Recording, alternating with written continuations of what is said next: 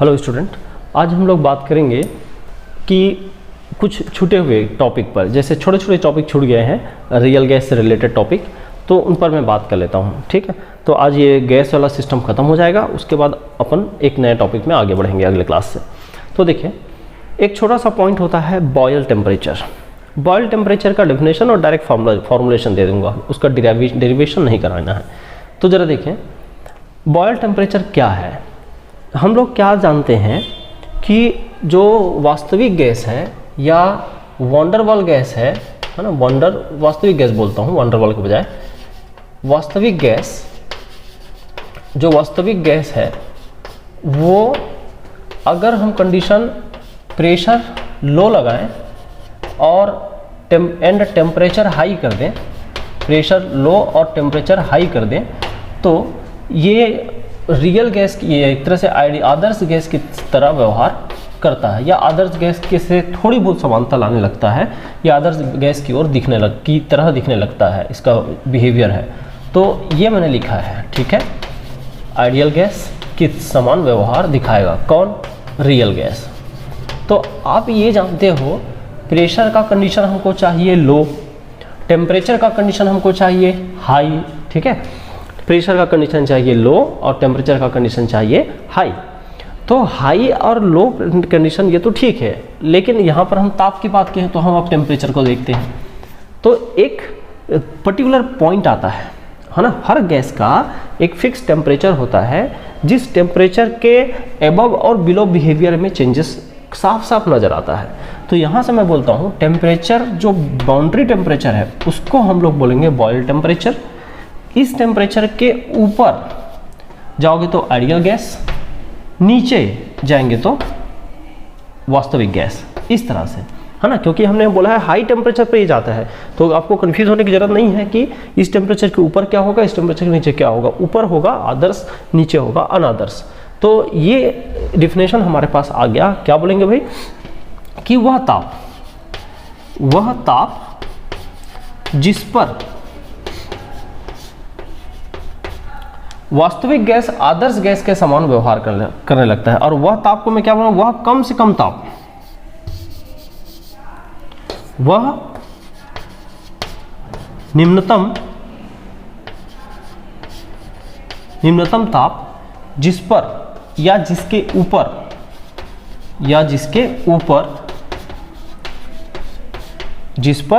जिसके ऊपर मतलब ये बाउंड्री है, इससे नीचे नहीं, इससे ऊपर, है ना, वास्तविक गैस आदर्श गैस के समान व्यवहार करने लगे। वास्तविक गैस आदर्श व्यवहार, वास्तविक गैस आदर्श व्यवहार दर्शाए या प्रदर्शित करे। क्या कहलाता है? बॉयल ताप कहलाता है, बॉयल ताप कहलाता है। और दूसरे शब्दों में अगर बोलूँ, बॉयल ने दिया इसलिए उसको क्या बोल सकते हो कि वह ताप जिसके ऊपर जो गैस है वो बॉयल नियम का पालन करने लगे। बॉयल नियम मतलब आदर्श गैस की तरह, तो इसीलिए बोलते हैं, है ना। तो यहाँ इंग्लिश में लिख सकते हैं क्या, टेम्परेचर एट और above which gas, real gas behave as ideal. भले वो पूरी तरह आ पाए ना पाए, ये टेम्परेचर हमेशा कोई गैस अटेंड कर ही लेगा, ऐसा नहीं पूछ रहा हूँ, ऐसा नहीं बोल रहा हूँ, लेकिन ये है कि एक फिक्स टेम्परेचर सबका निकाल के रखा गया है जिसके ऊपर वो गैस एक आदर्श व्यवहार प्रदर्शन करे। तो इसी को बॉयल ताप बोलते हैं। अब ये रियल गैस का है, ये कैलकुलेशन किसका है? रियल गैस का है, क्योंकि हमको रियल को आइडियल की तरह आइडियल की तरफ लाने की बात कर रहा है। तो यहाँ पर जो टेम्परेचर का कैलकुलेशन उसके हिसाब से देखा जाए तो बॉयल टेम्परेचर को ऐसा टी और सब्सक्रिप्ट में बी से रिप्रेजेंट करते हैं, और इसका कैलकुलेशन देखना, फॉर्मूला में सीधा सीधा दे रहा हूँ। हाँ, इसका जो फॉर्मूला है वो A/कैपिटल R इंटू बी होता है। ये इसका एक फॉर्मूलेशन है, किसका? बॉयल ताप का। ये बॉयल ताप का फॉर्मूलेशन है, ठीक है भाई। बॉयल ताप हमको ऐसे नज़र आता है। तो ठीक है, बॉयल टेम्परेचर क्या है वो हमने लिखा, बॉयल ताप क्या है ये हमने बात किया, उसका कंडीशन क्या है ये बात किया। इस पर एक छोटा सा न्यूमेरिकल हो सकता है। अच्छा, यहाँ पर ए और बी क्या है जानते हैं आप, A and B are van der Waals constant, ये एक वंडर वाल कांस्टेंट है, ठीक है, वंडर वाल कांस्टेंट है। तो बॉयल ताप जो है वो ए डिवाइडेड बाय आर बी के बराबर होता है। चलिए ठीक है कि ये बॉयल ताप के बारे में एक इंट्रोडक्शन हो गया। अगर कहीं न्यूमेरिकल आ जाता है तो बहुत टेंशन बिल्कुल नहीं लेना है, ए अपॉन आर बी, बी जो वैल्यू है उसको आपको आर, अच्छा आर यहाँ पर डाउट होता है कि जब न्यूमेरिकल करेंगे तो आर को क्या रखें, किस में रखें, तो आप देख लेना ये अगर कहीं भी एटीएम वाला वर्ड यूज़ हुआ होगा, है ना, क्योंकि इसको एटीएम में यूज लेते हैं जनरली, है ना भाई, यहाँ पर फोर्स जब लेते हैं तो एटीएम आता है, प्रेशर का यूनिट आता है।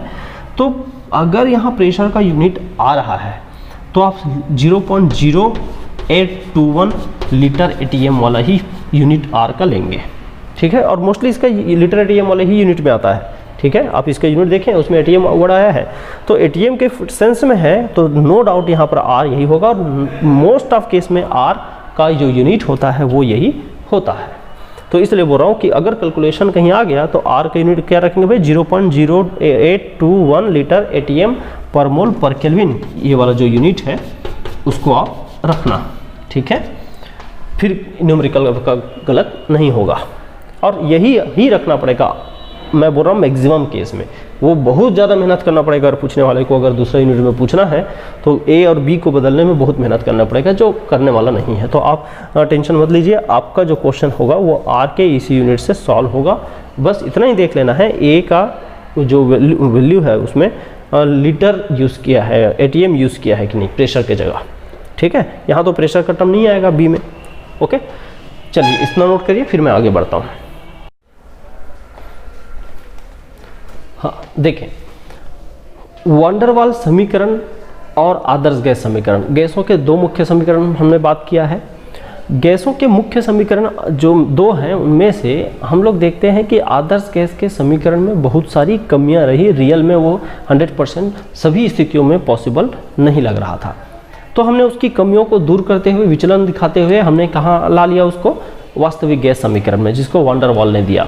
ठीक है कि वंडरवाल समीकरण आदर्श गैस समीकरण के तुलना में काफ़ी चीज़ों को बहुत अच्छे से समझाता है ना। प्रेशर को करेक्ट कर दिया है, वॉल्यूम को करेक्ट कर दिया है ना भाई, उसके संपीड़न को समझाता है, जो संपीड़न कर्व है उसमें वेरिएशन को बताता है, जब उच्च दाब निम्न दाब परिस्थितियों को बताता है, अवस्था समीकरण बताता है, बहुत सारी चीज़ें समझाता है। लेकिन फिर भी इस थ्योरी में भी कुछ कमियां रह गई है ना, कुछ प्रैक्टिकल रिजल्ट को सेटिस्फाई नहीं कर पाया ये।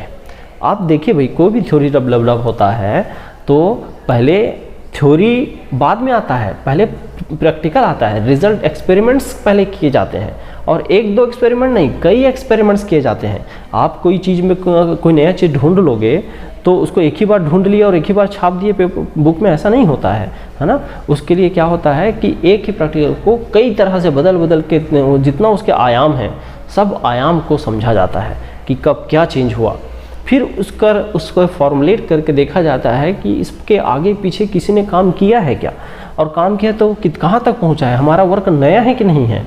नया हो गया अगर आपका वर्क, तो उस वर्क को बाकायदा प्रूफ के साथ फाइनलाइज करके एक पेपर पब्लिश किया जाता है। फिर पेपर्स को रिव्यू करके सामने वाले बताते हैं कि आपका वर्क कितना ऑथेंटिक है, कितना उसने सही लिखा है, कितना किसी से चुराया नहीं, कितना से, ये सब चीज़ें हैं। फिर वो पेपर रिसर्च पेपर बन जाता है, रिसर्च पेपर पब्लिश हो जाता है आपके नाम से। फिर उस वर्क को कभी बुक में जब सिलेबस की ज़रूरत पड़ती है तो वो वर्क आता है रेफरेंस बुक में, वो वर्क आता है रेफरेंस बुक में, रेफरेंस बुक से आपके टेक्स्ट बुक में। तो ऐसे लंबे प्रोसेस के बाद वो आता है। कहने का मतलब ये हुआ, मेरा ये सब बताने का मतलब कि आप कोई अगर थ्योरी डेवलप किए हैं तो वो थ्योरी एक तरह से एक प्रूफ के साथ होना चाहिए।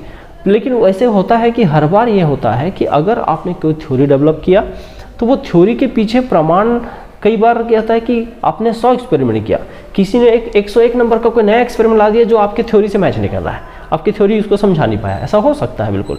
तो धीरे धीरे जब डे बाय डे साइंस और डेवलप करते जाता है तो कमियां आती जाती, तो कमियां कोई नेगेटिव फीडबैक नहीं है, कमियां को पॉजिटिव फीडबैक लीजिए। इससे हो सकता है कुछ नए सिद्धांत की और आवश्यकता है, ज़रूरत है, और नए लोग अब नए सिद्धांत को खोजेंगे जिससे ये कमियां दूर हो जाए। तो कमियां बहुत ज़रूरी है किसी भी थ्योरी में। चलिए अब बात करते हैं वैन डर वाल्स में क्या कमी रही। तो 3 से 4 कमियों की बात करते हैं। पहला कमी देखें 3 से 4 कमियों में, पहला कमी ये कि यहाँ पर एक लाइन जरूर लिख देना कि हालांकि आदर्श वास्तविक गैस समीकरण या वैन डर वाल्स समीकरण ने बहुत अच्छे से गैसों के व्यवहार को समझाया, परंतु इसमें भी कुछ कमियां हैं जो इस प्रकार हैं। जैसे पहला कमी, जो ए और बी है इनको हम लोग बोलते हैं वैन डर वाल्स कांस्टेंट। इस कांस्टेंट मतलब इसका वैल्यू क्या होना चाहिए, फिक्स होना चाहिए। बट आप देखेंगे कि बहुत सारे गैसेस के ए और बी ताप के साथ बदल जाते हैं, अलग अलग ताप पर अलग अलग हो जाते हैं। तो ये एक ड्रॉबैक आ गया।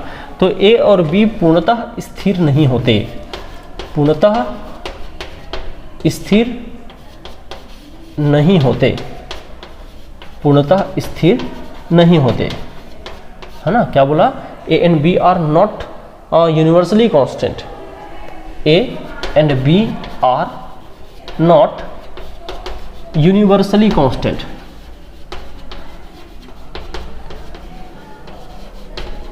है ना। कैसे, यह ताप के साथ बदलता है, यह ताप के साथ बदल जाता है, ये इसकी कमी रहेगी। इट में चेंजेस विद टेम्परेचर, यह टेम्परेचर या ताप के साथ बदल सकता है। एक ये कमी हो गई। एक दूसरा कमी को देखें, जब हम लोग बाद में आएंगे ना तो एक क्रांतिक घटना पढ़ेंगे थोड़ा देर बाद इसके नेक्स्ट टॉपिक में। तो क्रांतिक घटना का मतलब वही होता है कि जिस ताप पर व्यवहार बदलता है। तो क्रांतिक घटनाओं में देखो, यहाँ पर एक Vc आता है, क्रांतिक आयतन। इस समीकरण के हिसाब से इसका आना चाहिए 3b वैल्यू। समीकरण को जब सॉल्व करेंगे आगे देखेंगे आप, तो ये 3b के बराबर इसका आयतन आता है। ठीक है, Vc का आयतन क्रांतिक आयतन है ये। और क्रांतिक मतलब उसी बिंदु पर जहाँ पर व्यवहार बदला है। तो क्रांतिक आयतन 3b आता है। बट बहुत सारे गैसों का 2b आता है और बहुत सारे गैसों का 4b आता है। 3b बहुत कम आया है, जबकि इक्वेशन से 3b आता है। रियल में जब चेक करते हैं तो 2b और 4b आता है। तो आप यहाँ क्या लिख सकते हैं कि वैन डर वाल्स समीकरण के अनुसार Vc क्रांतिक आयतन का मान 3b आना चाहिए, परंतु बहुत सारे गैसों का 2b और 4b आता है। मैं क्या बोला कि वैन डर वाल्स गैस के अनुसार, गैस समीकरण के अनुसार क्रांतिक आयतन 3b आना चाहिए, परंतु बहुत सारे गैसों का 2b और 4b आता है। फिर और देखेंगे, और भी कैलकुलेशन है इसी क्रांतिक ताप के आधार पर। क्रांतिक ताप के आधार पर क्या कैलकुलेशन उसको देखेंगे कि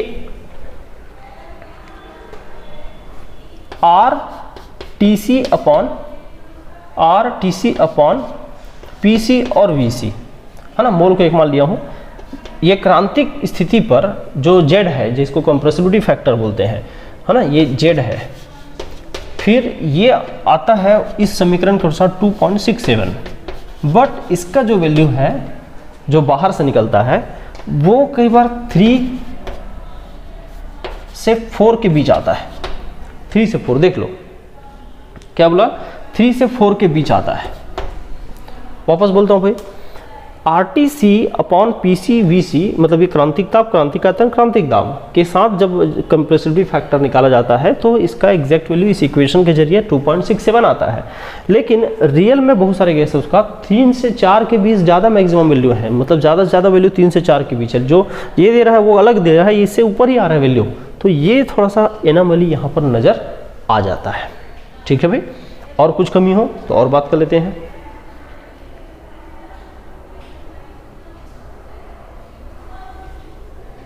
ठीक है, इसी तरह एक और याद रखना, चौथा एक और बात करते हैं। जो TB है, जिसको हम बॉयल टेम्परेचर थोड़ी देर पहले बात किए, तो बॉयल ताप का मान, जो बॉयल ताप का प्रैक्टिकल मान एक थ्योरेटिकल होता है और एक हम जो एक्सपेरिमेंटली मेजर करेंगे वो प्रैक्टिकल मान। कई बार ये दोनों में काफ़ी डिफरेंसेस हो जाते हैं, काफ़ी डिफरेंसेस। तो फिर ये भी एक एनोमली बताता है कि ये इक्वेशन में कहीं कुछ कमी तो नहीं रहेगी। ये सब डाउट्स हैं जो इक्वेशन की जो सत्यता है उस पर थोड़ा सा क्वेश्चन मार्क क्रिएट करता है। हालांकि बहुत सारी चीज़ों को रियली समझाया है, 3-4 कमी है, लेकिन बहुत एक तरह से बहुत सारे दसों उसका क्या है फायदा भी है, दसों सच्चाई मैच भी हुआ है। तो पूरी तरह गलत है ऐसा नहीं बोल सकेंगे, बट कुछ कमी रह गई है। तो इस कमी को अब देखते हैं आने वाले थ्योरीज या जो हायर क्लासेस में जब जाएंगे तो कुछ एक्सप्लेन हो पाया है क्या। ठीक है, तो पहले आप कमी नोट करें।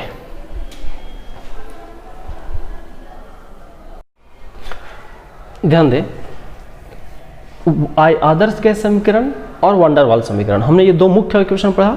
वो आदर्श गैस में जो कमी रहा उसको दूर करने की कोशिश किया वंडर वाल ने। वंडर वाल में भी कुछ कमी रह गया, उनको दूर करने के लिए कई प्रयास अभी भी हो रहे हैं और पहले भी हुए हैं। तो ये कुछ प्रयास हैं। क्लासियस ने स्टेट ऑफ इक्वेशन को बदल के ऐसे दिखाया, बर्थलोट ने ऐसा दिखाया, और जो डोरिसली ने इस तरह से इक्वेशन दिखाया। तो जो इक्वेशन दिखाया वो हालांकि बहुत फेमस नहीं हो पाया, पर यह है कि इक्वेशन तो कोशिश किया उन्होंने एक्सपेरिमेंट कर करके एक्सप्रेशन में या वंडर वाल इक्वेशन में जो कमी थी उनको दूर करने की कोशिश में इक्वेशन देते गए। तो पहले वाले ने क्या किया, क्लासियस ने ये जो प्रेशर करेक्शन है उसको बदला, बाकी सब एज इट इज़ है ना, A upon temperature V+C whole square कर दिया। और यहाँ पर जो C है, C को एक है C क्या नया कांस्टेंट है, कांस्टेंट बोला, C कोई कांस्टेंट है। ठीक है, फिर उसके बाद जब बर्थलोट आया तो उन्होंने क्या किया, थोड़ा सा फिर बदलाव करके A अपॉन TV स्क्वायर कर दिया। फिर उसके बाद जो डोरिसली आया, स्पेलिंग भी अजीब है ना, स्पेलिंग खास है, स्पेलिंग को देखेंगे वे, डिटोरिसी बोलते हैं इसको, डिटोरिसी है ना, डिटोरिसी नाम के साइंटिस्ट डिटोरिसी ने क्या किया, प्रेशर के करेक्शन को ही हटा दिया इधर लेफ्ट साइड में, और राइट साइड में एक करेक्शन फैक्टर लगाया e to the power logarithm का पावर e, जो नेचुरल लॉग का base e power a upon RT/v। ठीक है, तो उन्होंने राइट साइड करेक्शन लगा दिया उसके बदले। तो इस तरह से देखो एक मॉडिफाई होते गया है इक्वेशन। हो सकता है आने वाले दिन में इनकी इंपॉर्टेंस भी समझ में आया, धीरे धीरे इनको भी बड़े वे में, बड़े ब्रॉड तरीके से पढ़ाया जाए, है ना। तो अभी फिलहाल केवल इक्वेशन का नाम मेंशन कर दीजिएगा, काफ़ी है इतना। तो आज के क्लास में इतना। अब हम चलेंगे कुछ क्रांतिक घटनाओं पर नेक्स्ट क्लास में।